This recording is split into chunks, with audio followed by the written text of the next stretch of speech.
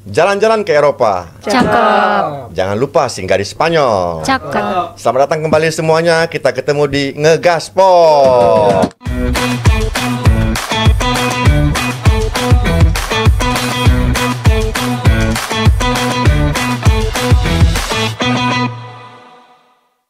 Kita ketemu kembali di Ngegaspol. Kali ini kita akan membahas topik-topik yang gacor seperti sebelumnya. Tapi sebelum masuk ke topik, saya ingin memperkenalkan dulu teman-teman ngobrol kali ini. Dimulai dari Mbak Wila. Silakan Mbak Wila. Halo teman-teman, saya Wila, jurnalis hukum online. Salam kenal. Sudah berapa kali di Ngegaspol ini? Ini yang kedua kali ya? Iya. Yang kedua kalinya. Terima kasih Mbak Wila. Yang berikutnya ada Mas Adi. Ya, Mas To. Saya Adi dari tim Hard News. Hukum online Hukum ya? online dong. Redaksi ya? Pasti redaksi. Dan ini dong. juga kedua kalinya ya? Iya, 2 kali. Repeat order nih. Repeat order ya, kedua Dia kali. di repeat Sama. order. Iya, sama kamu juga. Udah berapa lama di hukum online? Itu pertanyaan episode lalu itu. Udah pernah ditanya ya? Pernah Oke, ditanya. oke. Yang mau tahu silakan cek episode Cek sebelumnya. dulu, sebelumnya. Yang terakhir, the last but not the least, Mbak Kay. Silakan Mbak Kay perkenalkan diri. Halo, perkenalkan saya Karisna Mega atau biasa dipanggil Kay, Legal Editor Clinic. Ya, seperti biasa kita hadirkan dari klinik hukum online, klinik hukum terkait sumber hukum kita nanti, topik akan kita bahas. Langsung aja kita akan bahas adalah soal keputusan terakhir Mahkamah Konstitusi yang apa ya, cukup membagongkan ya, artinya ini hal baru ya. Hal baru. Seperti apa Mas Adi? Ya, jadi ada aturan di Undang-Undang Pemilu, Undang-Undang 7 2017 soal ambang batas. Sebenarnya peraturan ini bukan peraturan yang ada di Undang-Undang 7 2017, tapi sudah ada sejak awal tuh di Pemilu 2004, di mana kita pertama kali pemilu langsung 2004. Nah, dari 2004 sampai 2017 atau sampai sekarang gitu ya, itu setidaknya udah banyak lah yang menggugat itu. Nah, gongnya nih 2025 nih. 2025 gugatan dari mahasiswa UIN Jogja akhirnya berhasil. Jadi intinya putusan MK adalah membatalkan syarat Ambang batas itu. ambang batas calon Pencalonan presiden yang presiden. harus 20% 20% parlemen. Iya, 20% minimal 20% Kursi di parlemen. kursi di parlemen atau 25% suara sah nasional. Ya, tadinya itu ada syarat itu, kemudian Itu. karena putusan MK berarti pemilu berikutnya presiden tidak perlu lagi syarat itu. Nggak perlu calon lagi presiden. syarat. Syaratnya berarti apa next ya? Cukup diusulkan satu partai ya, kalau nggak salah ya. Jadi dari amar putusan MK itu kan udah inkonstitusional tuh, yang itu pasal 222 itu. Jadi setiap partai politik peserta pemilu itu boleh mencalonkan presiden dan wakil presiden. Jadi ke depan setiap parpol jadi punya hak untuk mencalonkan itu. Calonnya presiden konteksnya. Betul. Untuk lengkapnya kita simak video berikut seperti apa amar putusan Hakim MK. 1. Mengabulkan permohonan para pemohon untuk seluruhnya. 2. Menyatakan norma pasal 222 Undang-Undang Nomor 7 Tahun 2017 tentang Pemilihan Umum Lembaga Negara Republik Indonesia tahun 2017 nomor 182, tambahan Lembaga Negara Republik Indonesia nomor 6109 bertentangan dengan Undang-Undang Dasar Negara Republik Indonesia tahun 1945 dan tidak mempunyai kekuatan hukum mengikat. 3. Memerintahkan pemuatan putusan ini dalam Berita Negara Republik Indonesia sebagaimana mestinya. Ya, itu dia putusan kemarin, itu dibacakan tanggal 2 Januari kemarin ya. Betul. Sehari itu, setelah tahun baru, libur tahun baru ya. Sehari setelah kita niup trompet ya kan, Iya. ternyata MK ngasih kado jebret. Set. Kejutan juga dari MK nih. Kejutan, karena Hal memang baru kali ini kan dikabulkan seluruhnya itu. Iya, kalau nggak salah udah beberapa kali Mbak Wila digugat ya. Betul. Sebetulnya soal presidensial threshold ini sudah 33 ya. Berarti ini yang ke-34 kalinya yang Iya, dikabulkan betul. ini. Iya betul. Oke. Nah dari 33 kali digugat itu melibatkan banyak puluhan masyarakat Indonesia gitu bang, yang emang concern dengan putusan presidensial threshold ini gitu, mulai dari warga biasa, advokat, akademisi, bahkan anggota DPD juga pernah menggugat, lalu anggota partai politik kalau tidak salah itu PKS juga pernah menggugat soal presidensial threshold ini gitu. Tapi semua itu dimentalkan sama MK gitu bang, nggak ada yang jebol satupun gitu, sampai akhirnya sehari setelah tahun baru akhirnya Mahkamah Konstitusi menghapus presidensial threshold ini dan itu dikabulkan seluruhnya yang diajukan oleh teman-teman dari mahasiswa FH UIN Sunan Kalijaga Yogyakarta itu. Penasaran gue adalah apa pertimbangan MK? Kok kali ini dikabulkan? Masa di pertimbangan MK kok kali ini mengabulkan permohonan itu? Betul. Nah ini yang menarik sebenarnya. Di pertimbangannya Hakim Konstitusi Arief bilang ini agak lain nih. Gitu. Agak lain ini permohonan yang kali ini dengan permohonan sebelumnya. Agak lainnya kenapa? Karena kalau sebelumnya itu yang digugat tuh soal konstitusionalitas. Sekarang udah ada pemilu serentak, nih udah nggak relevan lagi lah. Ada presidensial threshold gitu. Atau ini antara kebijakan open legal policy atau bukan gitu. Menurut Prof. Arief bukan itu nih untuk permohonan kali ini. Ini dalam permohonan si pemohon bilang kalau ini udah melewati konteks atau batas dari open legal policy. Karena walaupun sekalipun disebut open legal policy tapi ada batasannya, dan ini presidential threshold ini udah melebihi itu, udah nggak bisa lagi karena sudah tidak rasional dan menimbulkan ketidakadilan bagi parpol. Menarik ya pertimbangan hakim kali ini ya. Gue sih bertanya-tanya kenapa pertimbangan serupa nggak keluar ketika gugatan sebelumnya gitu. Tapi yang menarik Mbak MK ini kan memutus gugatan itu semua mengacu pada Undang-Undang Dasar. Apa landasan hakim untuk memutus katakanlah presidensial threshold ini bertentangan dengan Undang-Undang Dasar? Oke, kayaknya aku mau nanggapin dulu tadi yang soal open legal policy ya. Bebas, jadi memang betul presidential threshold itu atau aturan ambang batas pencalonan presiden itu memang open legal policy atau kebijakan hukum terbuka. Nah, kebijakan hukum terbuka ini artinya kalau dalam suatu undang-undang dasar tidak ada norma yang berkelanjutan atau yang lebih detail terhadap suatu norma nih, nah maka itu menjadi kewenangan dari pembentuk undang-undang atau DPR. Legislator berarti ya konteksnya. Betul. Nah, ini jadi presidential threshold ini memang open legal policy, kebijakan hukum terbuka.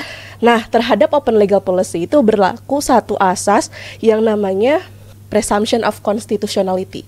Jadi dianggap konstitusional sampai MK menguji dan mengatakan bahwa norma tersebut inkonstitusional. Nah, gitu. Jadi karena memang sudah status quo-nya open legal policy, makanya ketika diajukan ke MK, kebanyakan putusan MK juga mengatakan demikian gitu, bahwa presidential threshold ini open legal policy, kewenangan pembentuk undang-undang istilahnya gitu. Nah, cuma ada yang menarik juga dalam putusan yang terbaru ini, memang dalam gugatannya itu permohonannya itu memang sedikit banyaknya menyinggung soal open legal policy dari presidential threshold tadi. Nah, yang dikatakan tadi sama Masnya ya. Jadi memang melanggar beberapa ketentuan open legal policy seperti melanggar rasionalitas, melanggar moralitas dan juga keadilan yang intolerable gitu. Jadi kalau misalnya batas tersebut dilanggar, maka boleh diajukan ke MK dan MK berhak menguji konstitusionalitasnya gitu. Tapi pasti akan merujuk ke Undang-Undang Dasar dong, MK memutus itu kan. Nah, itu terkait pasal berapa tuh di Undang-Undang Dasar itu sebenarnya? Betul, kalau misalnya tentang open legal policy yang tidak boleh melanggar batas-batas tersebut itu di pasal 28J.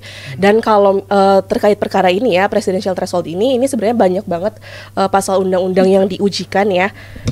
Jadi kayak misalnya pasal 6A ayat 2 UUD, terus pasal 22E ayat 1, pasal 27 ayat 1, pasal 28C ayat 2, dan pasal 28D ayat 1, termasuk pasal 28I ayat 2. Itu tentang hak politik warga negara itu. Betul. Ya. Yang satu hal menarik lagi adalah penggugatnya nih dalam kasus ini kan beberapa kali 33 kali digugat oleh pihak yang berbeda, aktor berbeda. Nggak pernah dikabulkan, tapi penggugat kali ini adalah mahasiswa hukum. Nah, seperti apa profil mereka sebenarnya Mas Adi? Apa kemudian jadi landasan mereka, kenapa mereka menggugat kali ini? Ya itu ya, kan salah satu alasan yang menjadi kenapa mereka menggugat kan ada kerugian konstitusional gitu warga negara. Ya salah satu kerugiannya mereka sebagai pemilih ini dirugikan dengan calonnya itu lagi, lo lagi gitu kan. Jadi terbatas, padahal partai politik kan fungsinya untuk mencari kader-kader yang berkualitas gitu kan, untuk mencalonkan. Tapi dengan adanya aturan presidential threshold ini membatasi nih gerak partai politik untuk mencalonkan, cari kader-kader terbaik untuk maju jadi calon. Dan kita sebagai pemilih juga dirugikan dong, karena itu aja calonnya gitu, nggak ada lagi, nggak variatif lah gitu. Iya, maksud gua gini. Penggugat sebelumnya apakah tidak ada dari penggugat sebelumnya yang punya profil katakanlah hampir sama dengan para mahasiswa ini? Apakah penggugat mahasiswa adalah, gitu ya? Iya, maksud gua penggugat sebelumnya jangan-jangan punya kepentingan. Misalnya kayak PKS tadi kan punya kepentingan supaya dia punya tiket mencalonkan presiden jadi dia menggugat gitu-gitu. Nah ini kan relatif lebih independen ya, maksudnya mereka benar-benar lihat dari sisi mata pemilih. Gimana Mbak Wila? Teman-teman mahasiswa ini mungkin lebih ke memang menyuarakan apa yang menjadi concern mereka sendiri gitu, keresahan mereka gitu, tanpa diiming-imingi oleh alasan dan tujuan tertentu gitu. Ya mungkin seperti yang disampaikan oleh Bang Adi tadi, alasan-alasannya mulai dari sebelumnya kan juga ada akademisi kan, iya, akademisi juga independen kalau independen juga padahal ya. Kan, gitu. Tapi menarik juga kita simak seperti apa kata para pakar terkait putusan MK ini. Ya, silakan dibaca Mas Adi. Ya, ini dari Mbak Titi bilang putusan MK ini jadi penguat harapan bagi demokrasi Indonesia. Putusan ini tak merugikan siapapun.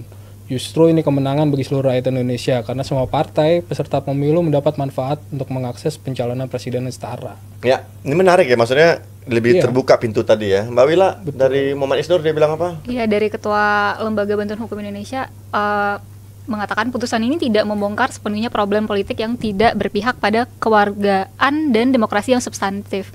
Meskipun demikian, putusan penghapusan ambang batas pencalonan presiden ini mestinya dapat menjadi pintu masuk untuk memperbaiki sistem kepartaian maupun politik Indonesia. Ini bagian dari pintu masuk ya untuk memperbaiki sistem partai kita yang sangat dikuasai segelintir yang orang lebih, yang lebih berpartisipatif politik dan demokratis. rata-rata kayak pilih keluarga gitu. Iya, begitu tadi. Makanya calon itu lagi kan. Makanya yang terakhir nih profesor nih, temannya Mbak Kay nih, orang legal. Oke, dari Prof. Umbu Rauta, putusan itu merupakan keberanian MK untuk bergeser dari pandangan atau pendirian sebelumnya yang menyatakan bahwa norma atau kaidah tentang ambang batas pencalonan presiden dan wakil presiden dalam pasal 22 UU Pemilu merupakan delegasi konstitusi, yaitu pasal 6A ayat 5 UUD 1945, sehingga dimaknai sebagai open legal policy. Itu yang Mbak sebut tadi ya, dia pasal 6 ya. Betul, jadi itu 2025 MK berani move on lah. Ya, saya sebagai warga negara yang punya hak pilih sih senang ya. Terus terang secara pribadi saya suka dengan putusan ini karena kita nggak ke depan mudah-mudahan nggak melihat calonnya itu lagi yang kemudian udah jadi hak prerogatif para pemilik partai ya, para penguasa partai ya. Artinya partai sekelas partai buruh aja yang 0, berapa persen atau persen bisa mencalonkan presiden. Kita bayangin besok misalnya ada yang mau berani mencalonkan Sri Mulyani misalnya jadi presiden.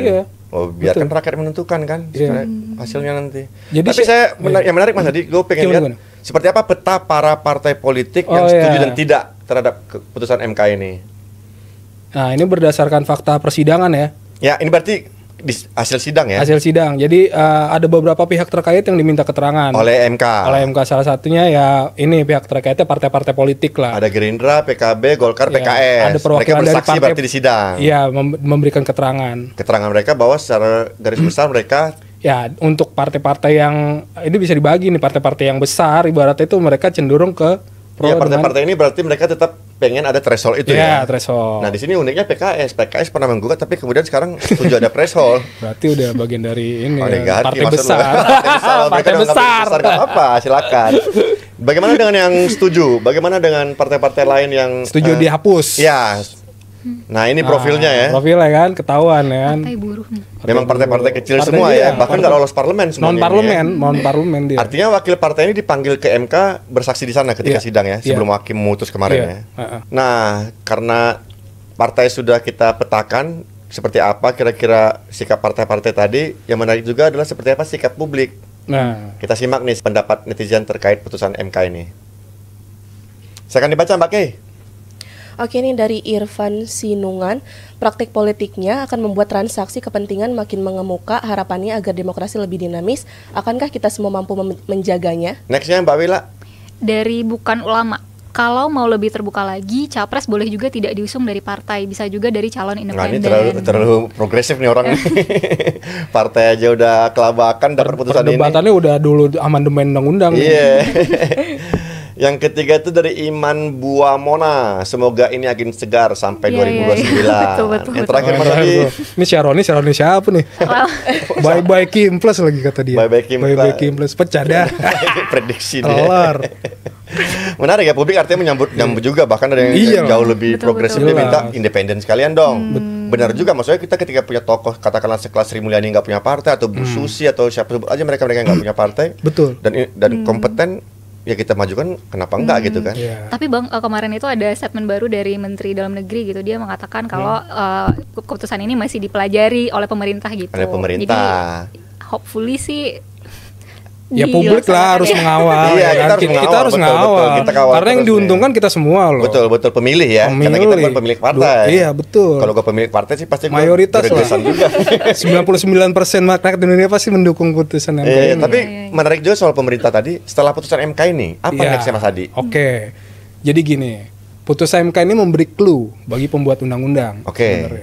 Biar nggak jauh-jauh loh nyimpangnya gitu, jangan disimpangin lah. Ya. Karena kita tahu sendiri kan ini politis nih, politik banget kan. Soalnya kan politik banget, yang memutus juga orang-orang politik. Kalau kita tahu di Agustus 2024 lalu kan yang ada putusan MK juga soal pilkada kan, itu aja masih disimpangin tuh. Ya. Soal batas usia. Yeah. Apakah mau ketika nyalon setelah dilantik kan lucu. Itu tuh aneh banget. Iya kan? Ya. Nah, jangan sampai kayak gitu lagi, ntar ujuk-ujuk ada putusan MA lagi ya kan. Lucu lagi kan. Artinya ini publik harus mengawal gitu. Karena pedoman yang diberikan MK itu kan udah jelas, ada 5 tuh di pertimbangan putusan. Yang pertama, setiap partai politik punya hak untuk mengajukan calonnya masing-masing. Yang kedua, boleh gabungan. Tapi gabungan partai politik. Gabungan boleh, tapi tidak boleh menutup jadi 2 lagi misalkan calon, jadi terbatas lagi gitu loh. Iya. Itu bagian dari amar ya? Bagian amar, dari bukan amar, pertimbangan putusan. Pertimbangan putusan.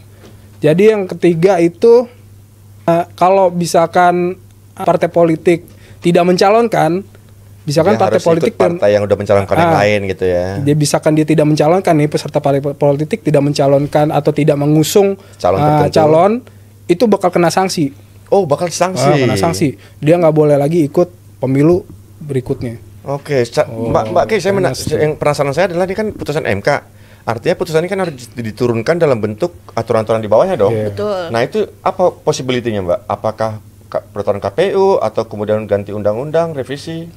Betul, karena putusan MK ini kan pastinya menguji konstitusionalitas satu pasal ya, pasal 22 UU Pemilu kan. Nah, maka ketentuan tersebut harus direvisi tentunya. Nah, kalau misalnya peraturan undang-undangnya sudah direvisi, maka peraturan ke bawahnya harus mengikuti dong, karena kan tidak boleh ya peraturan di bawah undang-undang bertentangan dengan peraturan yang di atasnya gitu. Makanya ini akan membuka peluang demokrasi yang lebih besar juga gitu. Nah, satu hal yang saya soroti itu sebenarnya tuh ya, dalam presidential threshold ini ada juga di dalam pertimbangan hakimnya itu tuh kenapa sih ini harus diujikan gitu, atau kenapa presidential threshold ini kenapa harus dihilangkan gitu, karena sebenarnya melihat relevansi kenapa hasil pencalonan atau hasil suara dari DPR yang notabene adalah pemilu legislatif dapat menentukan pemilu eksekutif gitu. Jadi kan presidential threshold ini kan ambang batas yang diambil dari suara DPR atau suara sah nasional gitu kan. Nah, gimana caranya atau bagaimana relevansinya gitu loh. Kok bisa gitu ya. Iya, dari hasil dari pemilu legislatif dapat menentukan pencalonan eksekutif. Padahal gitu. dua yang berbeda itu ya konteksnya, dua kekuasaan yang berbeda, legislatif dengan eksekutif. Apalagi ditambah fakta baru bahwa Indonesia telah memberlakukan pemilu serentak gitu. Kalau sebelumnya kan pemilu legislatif lebih dulu. Makanya hasil suaranya keluar lebih dulu dan dijadikan patokan atau ambang batas tersebut kan presidential threshold untuk pemilu presiden. Nah, dalam keadaan pemilu serentak itu kan susah ya. Betul, suara DPR yang diambil itu dari pemilu sebelumnya. Iya, nah, itu kan relevansinya makin jauh gitu. Ya, emang kan. itu yang dipersoalin sama hakim konstitusi Saldi Isra udah nggak relevan sebenarnya ini kan. Ini nggak relevan. Terus Prof Eni, salah satu hakim konstitusi juga dalam pertimbangannya kan bilang dalam pasal 6A itu nggak ada di Undang-Undang Dasar ketika amandemen itu mempersoalkan tentang ambang batas ini. Ya. Gitu. Tapi menarik sih, intinya publik menyambut gembira putusan ini, para pejuang pro demokrasi, netizen, kita juga kita melihatnya sih hal positif. Tapi ada satu aturan lagi yang kemarin diputus MK juga terkait dengan pemilihan umum juga ya.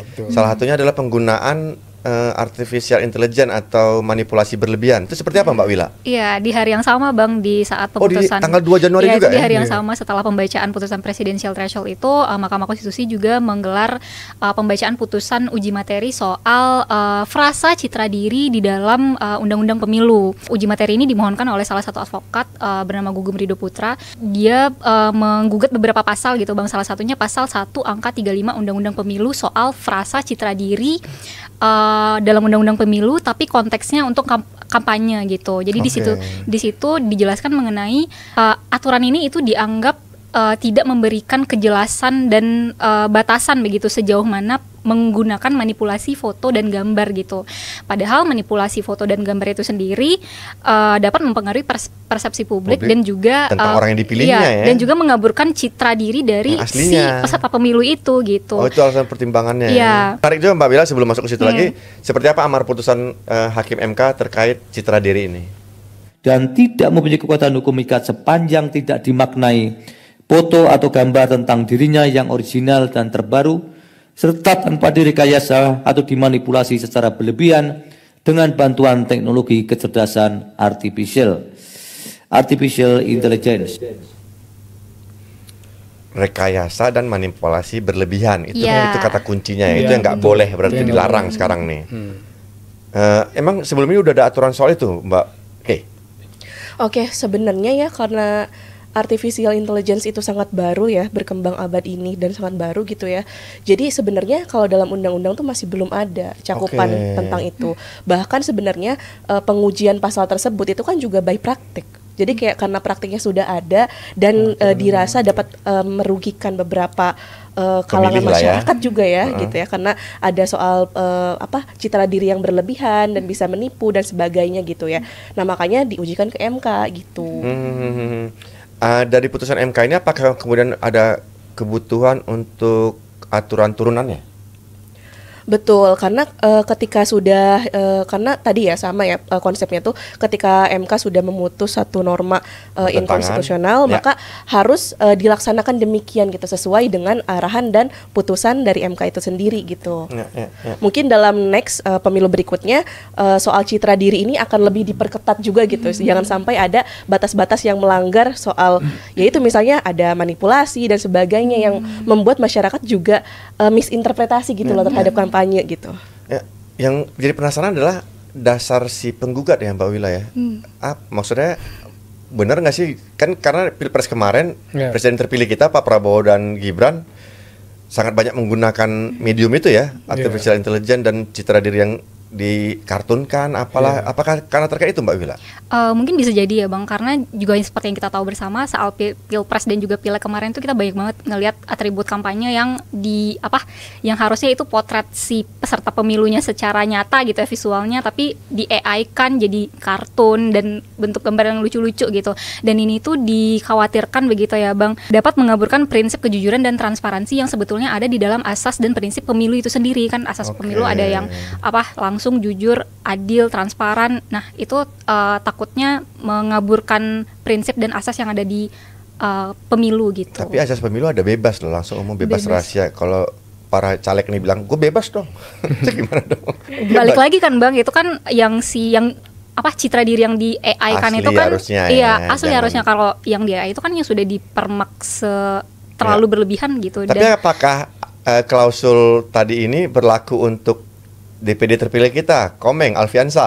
Kan dia kreatif tuh ya, maksudnya itu berlaku nggak untuk ini kira-kira? Kayaknya tuh kalau mau Komeng itu ekspresi, lebih ke ekspresi kali ya. Bukan Jadi bukan manipulasi ya, muka dia kan ya. Memang aslinya seperti itu gitu, itu cuma ekspresi. Kreativitas lah ya, kreativitas gitu. Ya, artinya jadi ada batas gitu ya, kreativitas sama memanipulasi. Sama manipulasi ya. Artinya ini jadi masukan juga para kandidat besok, mau caleg, mau gubernur, mau apapun. Kalau mau kreatif bisa nih, ada Komeng nih contohnya nih, nggak harus manipulasi gitu loh. Manipulasi, suaranya tinggi. Iya. Dipilih. Berarti dua klausul ini akan jadi aturan baru di pemilihan besok ya. Yang AI untuk semua pemilihan, mau itu caleg, gubernur, kepala daerah, yang satu lagi Pilpres tadi konteksnya. Betul. Jadi menarik Mbak Wila ya. Saya jadi penasaran seperti apa sih kata hakim terkait putusan terkait penggunaan AI ini. Kita simak dulu seperti apa kata Hakim MK Arief Hidayat berikut ini. Silakan dibaca Mbak Wila. Ini pembacaan di waktu putusan ya Bang. Yang Mulia Arief Hidayat mengatakan konsistensi menampilkan foto atau gambar peserta pemilu sesuai dengan keadaan real atau senyatanya adalah juga merupakan bentuk manifestasi atau pengejawantahan dari prinsip yang jujur gitu. Nah ini tuh balik lagi ke soal asas pemilu yang tadi itu banyak langsung, umum, bebas, jujur, adil itu. Jadi menurut mahkamah manipulasi foto atau gambar yang terlalu berlebihan itu dapat mengaburkan prinsip dan asas pemilu yang tadi itu Bang, yaitu yang transparansi dan jujur gitu. Oke, seperti itu tadi pembahasan kita soal putusan-putusan baru Mahkamah Konstitusi ya, yang Iya. lumayan melegakan. Maksudnya publik senang dengan dua putusan ini artinya ya. Iya. Dan kata-kata penutup Mbak Wila terkait dua putusan MK ini, Semoga memang terlaksana begitu ya Bang, karena takutnya nanti semoga terlaksana. Berarti Iya. lu masih ada keraguan bahwa kayaknya Bang, soalnya kan ini masih panjang ya, 2029 akan masih banyak yang bisa terjadi iya, ya. siapa tahu nanti tiba-tiba ada gugatan baru lagi terus Oke. mengubah Mengubah putusan sebelumnya yang ya. ini gitu. Jadi Semoga hopefully 2029 ini tetap Terlaksana di terlaksana. 2029. Iya. Mas Adi, closing statement. Ya publik harus kawal ya. Maksudnya ini juga mau dibahas di komisi berapa 8 ya kemarin ya. Ini udah merespon ini ya, publik tinggal kawal aja agar sesuai dengan amar putusan MK dan ini. pertimbangannya. Mbak Ke, Sama kayak Mbak Wila sih, harapan aku sebenarnya sama. Semoga tetap bisa terlaksana ya sesuai dengan putusan MK. berarti benar-benar penting ya pengawasan publik ya Iya, untuk iya, pelaksanaan ini ya. Penting. Karena yang tadi seperti kita gambarkan tadi, partai-partai besar ternyata haknya terampas ya kan, ketika sidang mereka nggak setuju dihilangkan sebenarnya kan. Iya. Apalagi soal pemilu ini sebenarnya undang-undangnya sering diubah gitu. kan. Paling sering diubah, memang sering ya. diubah, cuma nggak tahu apakah nanti Ya, seperti ya. apa perubahannya gitu. Baik, dengan ini kita mengajak publik untuk tetap mengawal putusan MK ini. Semoga tetap terjadi dan di pemilu 2029 beneran kita bisa punya calon presiden jauh lebih banyak yang dicalonkan oleh partai-partai yang even partai yang kecil sekalipun ya. Pilihannya jadi lebih banyak gitu. Ya. Demikian teman-teman Ngegaspol. Terima kasih Mbak Wila, terima kasih Mas Adi. Thank you, Terima kasih, thank you. Bang. Mbak Kay, sampai ketemu di Ngegaspol berikutnya. Dadah.